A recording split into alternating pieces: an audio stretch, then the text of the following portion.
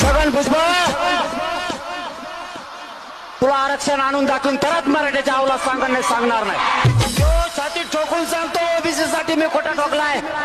माझं अख्खं कुटुंब उघड्यावर पडलं तरी मी अपघात नाही, पण ओबीसीच्या नेत्याला झोपवल्याशिवाय सोडणार नाही. मला एक सांगायचं, तुमच्या मनामध्ये सगळ्यांच्या असलेलं एक विचार निश्चितपणे आहे की भुजबळ काय बोलतात. भुजबळ हेच बोलतात जे अजितदादा बोलतात, जे फडणवीस बोलतात, मुख्यमंत्री शिंदे म्हणतात, जे शरद पवार साहेब बोलतात, ते नाना पटोले बोलतात, ते जे काही सगळे लोक राज्यातले बोलतात की मराठा समाजाला आरक्षण मिळालंच पाहिजे, फक्त दुसऱ्याच्या आरक्षणाला धक्का लावता कामा नये. किसी तीरशूल या तलवार की मोहताज नहीं, मेरी हिम्मत किसी हथियार की मोहताज नहीं.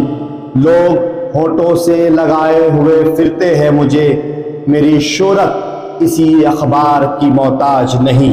देख रहे हैं अब तक न्यूज चैनल. लड़ाई अपने हक अधिकार की, लड़ाई आने वाले कल की, लड़ाई आने वाले भविष्य की, लड़ाई आने वाली पीढ़ी के लिए, लड़ाई आने वाली नस्लों के लिए. दर्शकों, एक तरफ मराठा समाज आने वाली पीढ़ी के लिए, आने वाली नस्लों के लिए आरक्षण की लड़ाई लड़ रहा है. मराठों का कहना भी यही है कि आरक्षण आने वाली नस्लों के लिए मिलना चाहिए, सरकार ने देना चाहिए. कई दिनों से हम आपको खबरें दिखा रहे थे मराठा समाज की, मराठा आरक्षण की. एक मराठा लाख मराठा से महाराष्ट्र गूंज रहा था, तो वहीं अब ओबीसी समाज भी मैदान में उतरता हुआ दिखाई देने लगा है.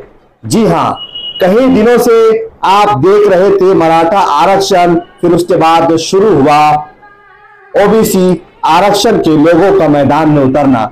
लेकिन अभी तक नासिक जिला इस आरक्षण के मुद्दे पर ओबीसी वर्ग खामोश था. लेकिन इसकी शुरुआत मालेगांव शहर के पाटना गांव के छोटे से देहात से ये आवाज उठना शुरू हो गई कि लड़ा भविष्यसाठी, लड़ा आने वाली पीढ़ियों के लिए. जी हां, हम आपको खबरें दिखा रहे हैं मालेगांव शहर के पाटना गांव से. ओबीसी समाज में कैंडल मार्च निकालकर ये बता दिया कि हम भी अपनी पीढ़ी के लिए जागरूक है. तो वहीं ओबीसी नेता छगन भुजबल का दूध से अभिषेक किया गया.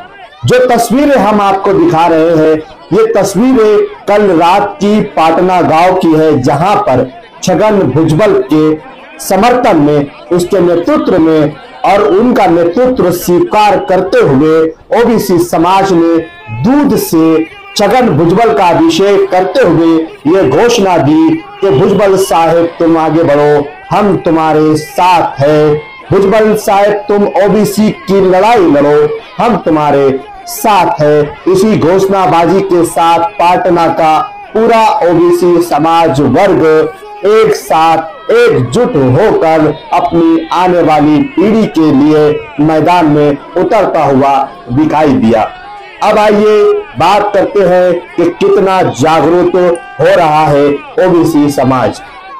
हमने आपको सुनाया कि छगन भुजबल मराठा आरक्षण के विरोध नहीं है, लेकिन उनका कहना यह है कि मराठों को भी आरक्षण मिलना चाहिए, लेकिन ओबीसी के कोटे से नहीं. जो हमारा हक है, जो हमारा अधिकार है, जो हमारा रिजर्वेशन है, उसी में से हम किसी को एक भी हिस्सा नहीं देंगे. सरकार को चाहिए कि मराठा समाज को एक अलग और सेपरेट आरक्षण देना चाहिए, ना कि ओबीसी वर्ग में से.